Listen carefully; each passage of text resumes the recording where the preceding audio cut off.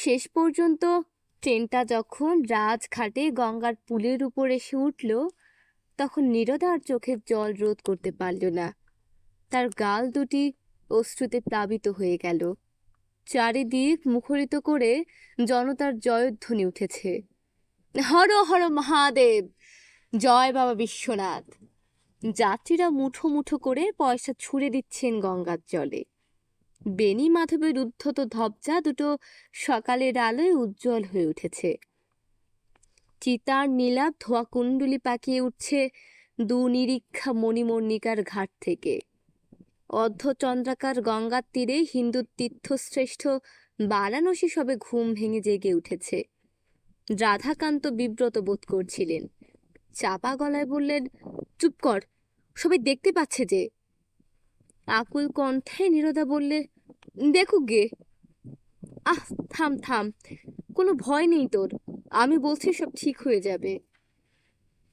সব ঠিক হয়ে যাবে একথা আগেও অনেকবার বলেছেন রাধাকান্ত, কিন্তু কিছুই ঠিক হয়নি। জটিলতা ক্রমেই বেড়ে উঠেছে এবং শেষ পর্যন্ত গ্রন্থিমোচন করবার জন্য রাধাকান্ত নীরদাকে সর্বংসহ পুণ্যভূমি কাশীধামে এনে হাজির করেছেন। তারই বাড়িতে আশ্রিত বাল বিধবা জ্ঞাতির মেয়ের কাছ থেকে বংশধর তিনি কামনা করেন না। ধার্মিক এবং চরিত্রবান বলে তার খ্যাতি আছে এবং পত্নী পুত্র কন্যা পরিবৃত সংসার আছে। সর্বোপরি সমাজ তো আছেই। আর যাই হোক, তিনি সাধারণ মানুষ, দেবতা নন। ক্যান্টনমেন্টে এসে ট্রেন থামল। চেনা পান্তাকে আগে চিঠি দেয়া ছিল, টাঙা করে সেই নিয়ে গেল কচুরিগলির বাসায়। তারপর যথা নিয়মে পুলিশ 64 যোগিনীর ঘাটে কুড়িয়ে পেল আর একটি নামগ্রত্যহীন নবজাতকের মৃতদেহ। ততদিনে রাধাকান্ত দেশে ফিরে গিয়েছেন। বৈঠকখানায় হুঁকো নিয়ে বসে আলোচনা করছেন নারী জাতির পাপ প্রবণতা সম্পর্কে। বাচস্পতির দিকে হুঁকোটা বাড়িয়ে দিয়ে তিনি বললেন, সেই যে হিতাপদেশে আছে না, গাভী যেরূপ নিত্য নবনব তৃণভক্ষণের আকাঙ্ক্ষা করে, সেই রূপী স্ত্রীলোকও। কদর্য একটা সংস্কৃত শ্লোক উদ্ধৃত করে বাচস্পতি রাধাকান্তের বক্তব্যটাকে আরো প্রাঞ্জল করে দিলেন। এদিকে পান্ডা মহাদেব তেওয়ারির আর ধৈর্য থাকল না।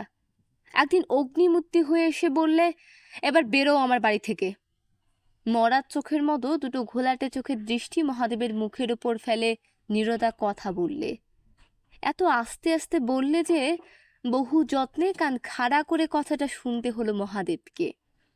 গাজার নেশায় চড়া মেজাজ মুহূর্তের জন্য নেমে এলো মহাদেবের। ওই অদ্ভুত চোখ দুটো, ওই সবের মতো বিচিত্র শীতল দৃষ্টি তার কেমন অমানসিক বলে মনে হয়। কেমন একটা অস্বস্তি বোধ হয় তার, যেন পাথরের উপরে ঘা দিচ্ছে। পাথরের কিছুই হবে না, প্রতিঘাতটা ফিরে আসবে তারই দিকে।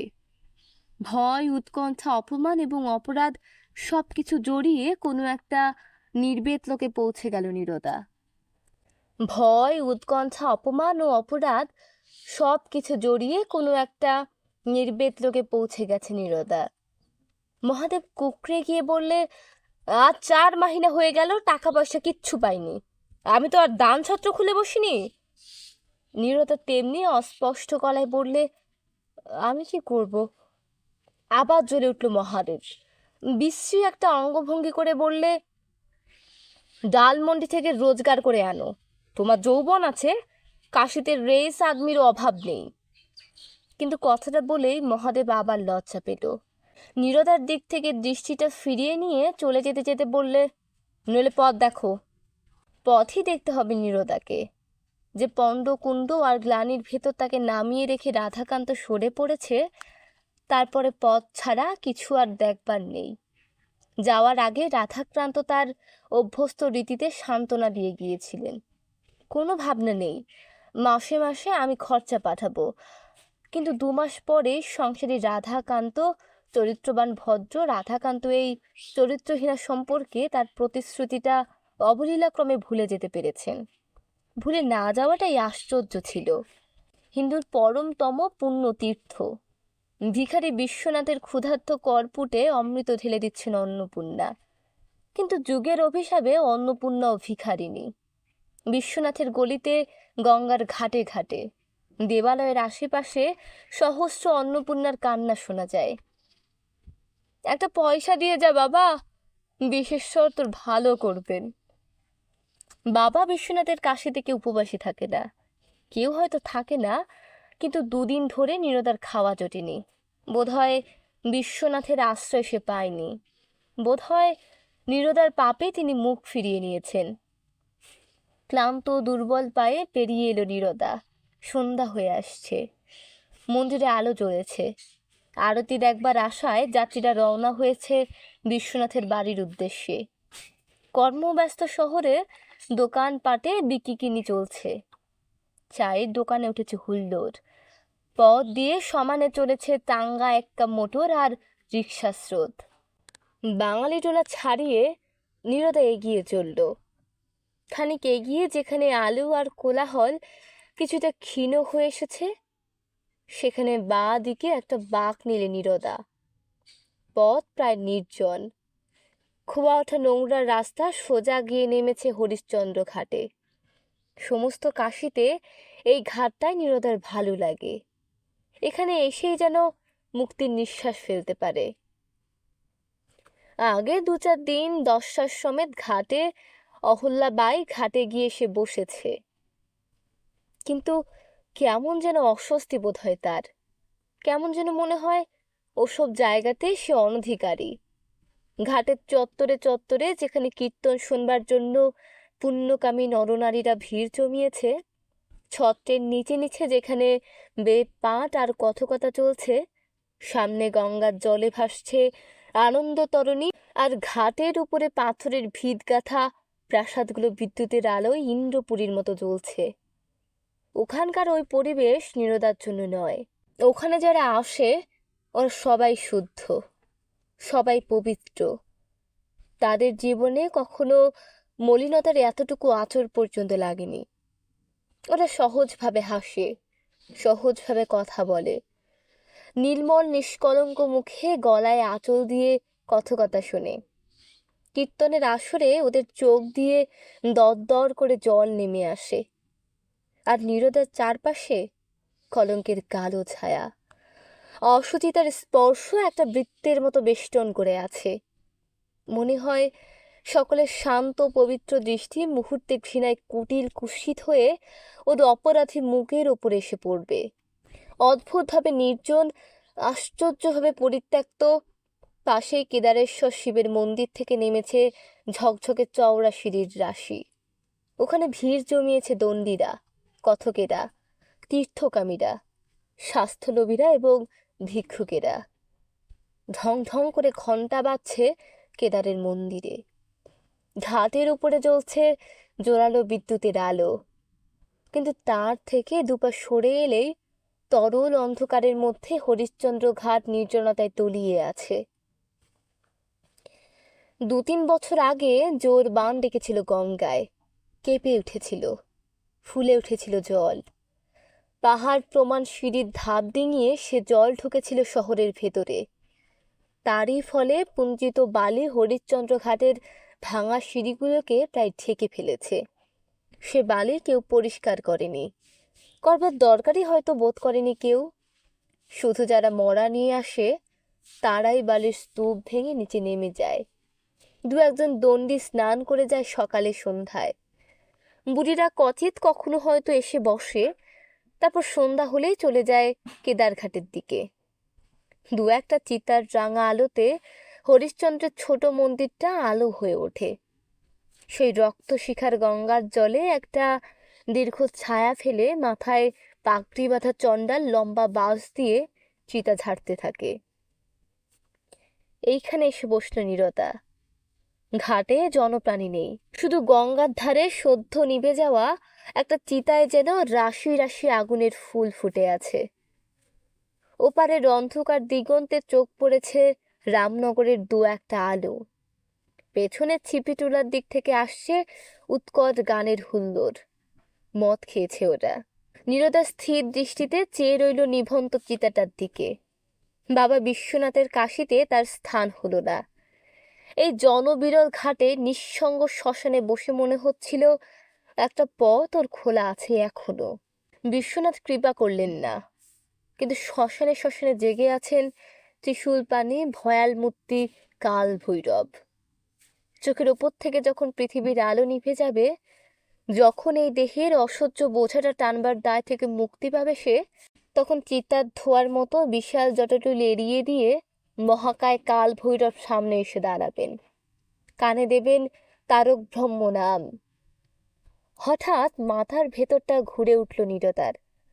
মরে যাওয়া স্বামীর মুখ, রাধাকান্তের মুখ আর মহাদেব তেওয়ারের কদর্য বিকৃত মুখগুলো একসঙ্গে তালগোল পাকিয়ে একটা নতুন মুখের সৃষ্টি করলো, কাল ভৈরবের মুখ।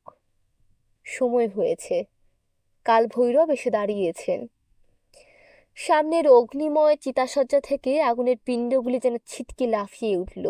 তারপর শ্মশান প্রেতের লক্ষ্য চোখের মতো সেগুলো ছড়িয়ে পড়ল সমস্ত ঘাটে, রাশি রাশি বালির ওপর, গঙ্গার কালো জলের উচ্ছল তরঙ্গে তরঙ্গে। সেই সময় হরিশ্চন্দ্র মন্দিরের চাতালে বসে 1 পয়সা দামের একটা সিগারেট খাচ্ছিল জিউরাম। জিউতরাম চারালের ছেলে। বংশানুক্রমিকভাবে এই ঘাটে তারা মরা পড়িয়ে আসছে, কিন্তু জিউল নামের যৌবনকাল এবং অল্প অল্প শখও আছে। মাঝে মাঝে রুমাল বেঁধে বিলিতি নেটের মিহি পাঞ্জাবি পরে পান চিবুতে চিবুতে সে বেরিয়ে পড়ে। এক টুকরো তুলোয় সস্তা আতর মেখে গুজে দেয় কানের পাশে। চোখের পাতায় হালকা করে আঁকে সুরমার রেখা। এই হরিশ্চন্দ্র ঘাটে মরা পোড়ানোর চাইতেও আর একটা বৃহত্তর জীবনের দাবি যে আছে, সেইটাকেই সে অনুভব করতে চায় মাঝে মাঝে। ভুলে যেতে চায় নিজের ব্রাত্য পরিচয়। আজ একটু রঙের মুখে ছিল জিউতরাম। মুসম্বার রস দিয়ে বেশ কড়া করে লোটা খানেক সিদ্ধি টেনেছে। তারপর একটা সিগারেট ধরিয়ে কোনো অজানা অচেনা প্যারের উদ্দেশ্যে হৃদয়ের আকুতি নিবেদন করছে। এমন সময় দেখতে পেল সিঁড়ির মাথার উপরে সাদা মতো কি একটা পড়ে রয়েছে। প্রথম 2-1 বার দেখেও দেখেনি, তারপর কেমন সন্দেহ হলো। জুলনাম আস্তে আস্তে এগিয়ে গেল। হঠাৎ ছ্যাত করে উঠল বুকের ভেতরটা। মরা নয় তো? একটা ঝাঁকড়া গাছের ছায়ায় পড়েছিল নীরদা। পাশের কেদার ঘাট থেকে এক ফালি বিদ্যুতের আলো পাতার ফাঁক দিয়ে মাঝে মাঝে দুলে যাচ্ছিল নীরদার মুখের ওপর। সেই আলোয় জিউত দেখল নিঃশ্বাস পড়ছে। অজ্ঞান হয়ে গেছে মেয়েটা। কাশির ঘাটে এমন দৃশ্য বিরল নয়। কয়েক মুহূর্ত স্থির হয়ে দাঁড়িয়ে রইল। একটা কিছু এখনই করা দরকার, কিন্তু কি করতে পারা যায়?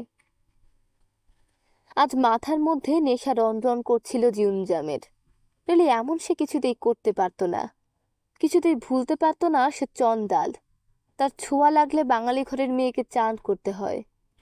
কিন্তু আজ সে নেশা করেছিল, খেয়েছিল 1 মুখ জর্দা দেওয়া মিঠে পান, কানে খুঁজে নিয়েছিল গোলাপি আতর। মনটা অনেকখানি উড়ে গিয়েছিল তার নিজের সীমানার বাইরে। তার সহজ স্বাভাবিক বুদ্ধি খানিকটা বিপর্যস্ত হয়ে গিয়েছিল। নিজেকে ভেবে নিয়েছিল ভদ্রলোকদের স্বগোত্র বলে। জিউতরাম ঝুঁকে পড়ল, পাজাকোলা করে তুলে নিল নীরদাকে। চণ্ডালের কঠিন মুখের ভেতর মিশে গেল নীরদার দুর্বল কোমল দেহ। বুকের রক্তে কলধ্বনি বাজতে লাগলো জিউতরামের। ব্রোমকূপগুলো যেন ঝিঝি করতে লাগলো। নীরদাকে এনে সে নামালো গঙ্গার ধারে। গঙ্গার ধারে আজলা আজলা জল দিলে চোখে মুখে। গঙ্গার হাওয়ায় নীরদার জ্ঞান ফিরে এলো ক্রমশ। বিম্বলের মতো সে উঠে বসল। আমি কোথায়? হরিশ্চন্দ্র ঘাটে, গঙ্গাজির ধারে। কি হয়েছে তোমার? মুহূর্তে বর্তমানটা নীরদার ঝাপসা সাদা চেতনার উপরে একটা কালো ছায়ার মতো এসে ঝাঁপিয়ে পড়ল। জিউমরাম আবার জিজ্ঞেস করল, তোমার কি হয়েছে? হঠাৎ নীরদা কেঁদে ফেলল। বাবা বিশ্বনাথের কাশিতে সে এই প্রথম শুনল বিশ্বনাথের এই কণ্ঠ, শুনল স্নেহের স্বর। 2 হাতে মুখ ঢেকে উচ্ছ্বসিতভাবে কেঁদে উঠল সে। আমার কেউ নেই, আমার কিছু নেই। জিউত আশ্চর্য হয়ে তাকিয়ে রইল কিছুক্ষণ। কি করা উচিত, কি বলা উচিত কিছু বুঝতে পারছে না। নিভন্ত চিতারা রাঙা আলোর আভায় নীরদার বিবর্ণ পাঞ্জুর মুখখানা দেখে একটা কিছু সে অনুমান করে নিল। তোমার আজ খাওয়া হয়নি না? নীরদার আর সংশয় রইল না, সত্যিই কোনো ভুল নেই। শ্মশানচারে বিশ্বেশ্বর ছদ্মবেশে তার সামনে এসে দাঁড়িয়েছেন। অশ্রুপ্লাবিত মুখে তেমনি করে চেয়ে রইল সে। জিউত বললে, তুমি বসো, আমি আসছি। দুপা এগিয়েই কেদারের বাজার। জিউত পকেটে হাত দিয়ে দেখলে একটা টাকা আর কয়েকানা খুচরো রয়েছে। কিছু দই মিষ্টি আর তরি তরকারি কিনে জিউত ফিরে এলো। নীরদা তখনও সেখানে স্তব্ধ একটা মূর্তির মতো বসেছিল। গঙ্গার দিকে তাকিয়ে কি ভাবছিল সেই জানে। নীরদার সামনে এসে জিউচিত বললে, এই নাও। মুখ দিয়ে কথা জোগাচ্ছে না নীরদার। সীমাহীন কৃতজ্ঞতা যেন আচ্ছন্ন অভিভূত হয়ে গেছে সে। ক্ষণিকের জন্য মনে হলো কোনো বদ মতলব নেই তো লোকটার। কিন্তু চিন্তাটা অস্পষ্টভাবে ভেসে উঠিয়ে আবার তলিয়ে গেল।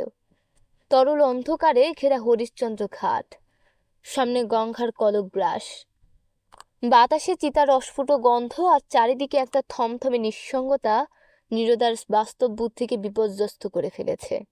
বুকের ভেতর থেকে আচমকিক একটা আবেগের জোয়ার ঠেলে ঠেলে উঠছে।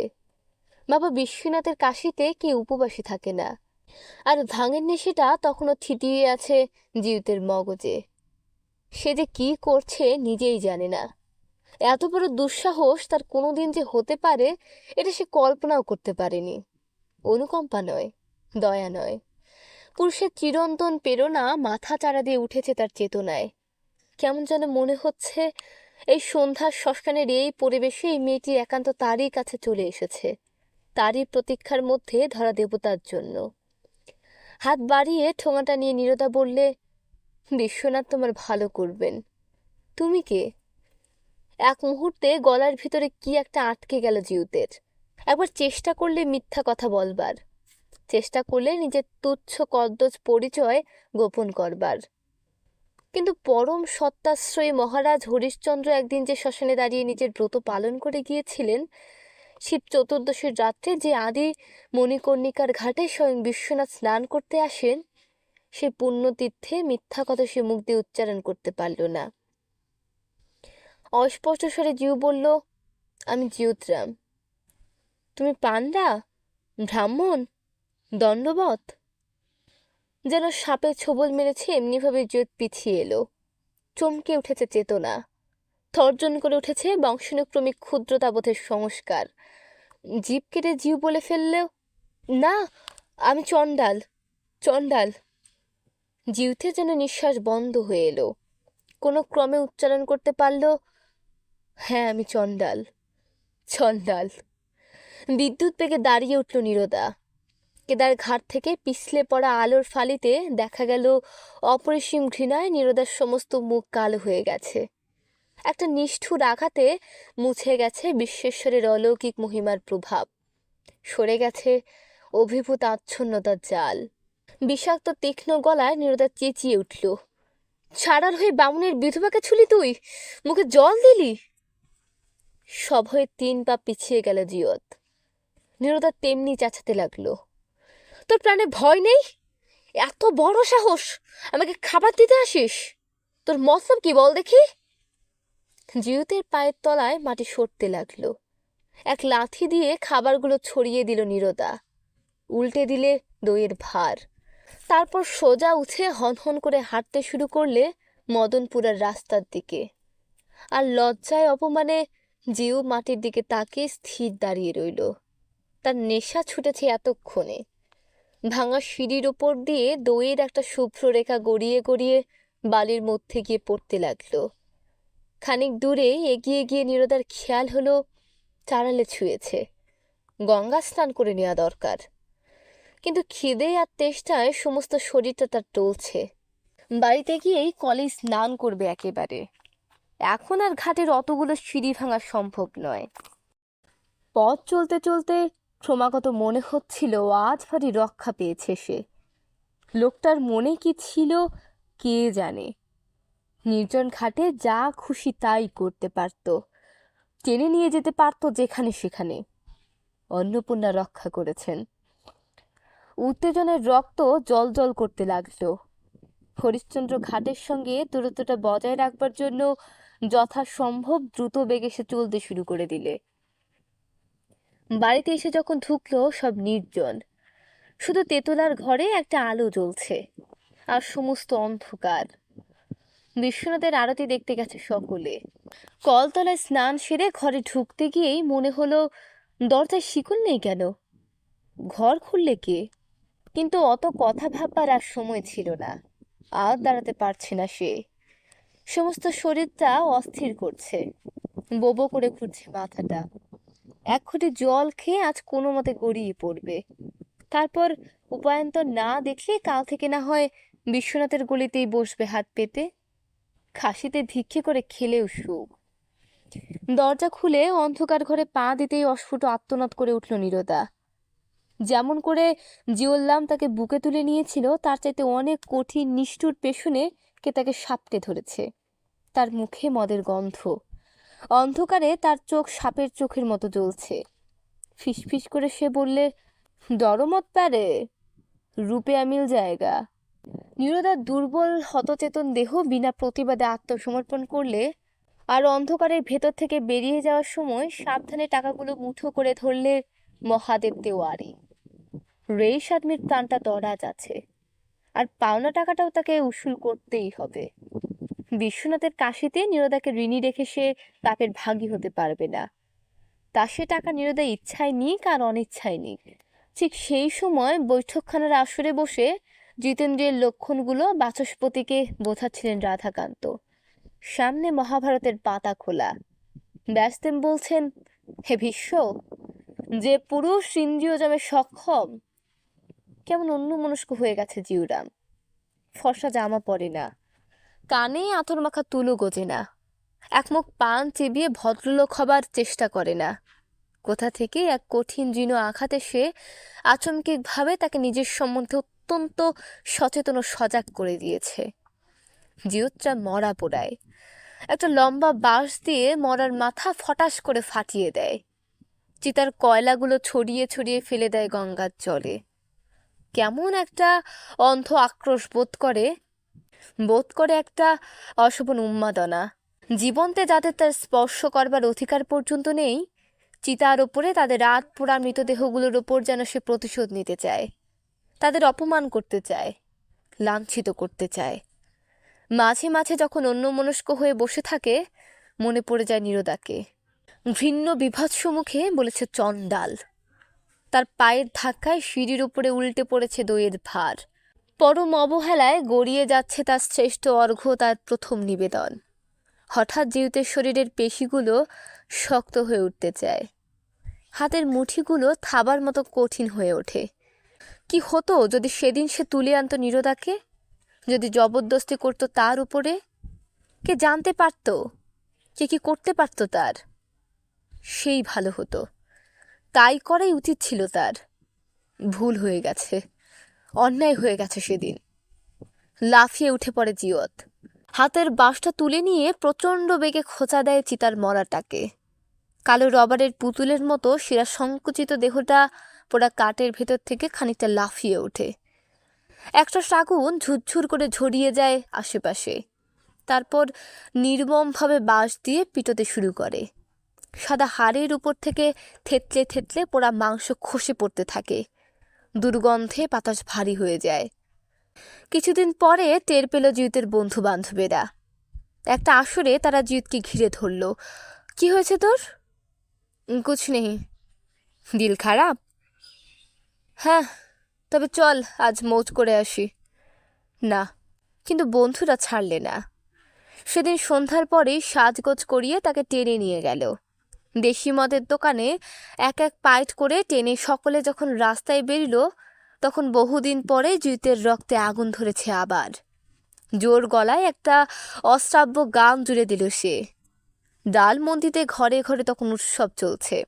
হারমোনিয়ামের শব্দ, ঘুঙুরের আওয়াজ, বেতালা গান, বেসুরো চিৎকার, মাঝে মাঝে সব কিছু ছাপিয়ে জেগে উঠছে তবলার উদ্দাম চাটির নির্ঘোষ।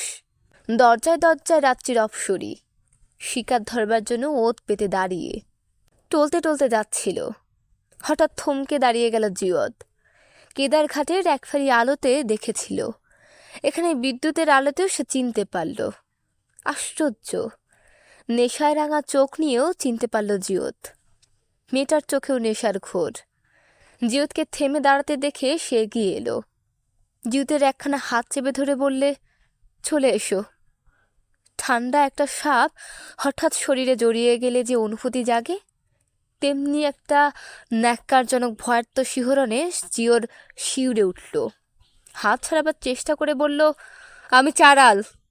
উচ্চস্বরে মাতালের হাসি হেসে মেয়েটা বললে, আমি চারাল নি, ভয় কি, চলে এসো। প্রকাণ্ড একটা ঝাঁকানি দিয়ে নিজেকে ছাড়িয়ে নিলে জিয়তরাম। ঊর্ধ্বশ্বাসে ছুটতে শুরু করে দিলে।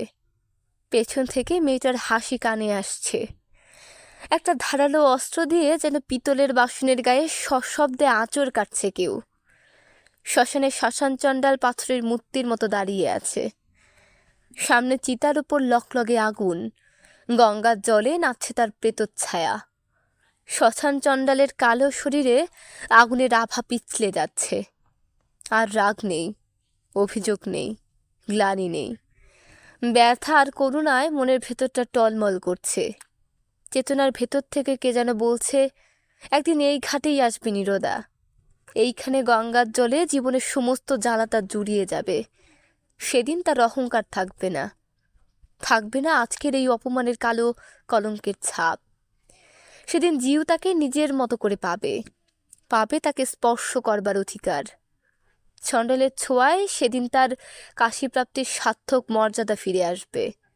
সেদিনের প্রতীক্ষা করবে জিয়ত, অপেক্ষা করে থাকবে সেই দিনের জন্য।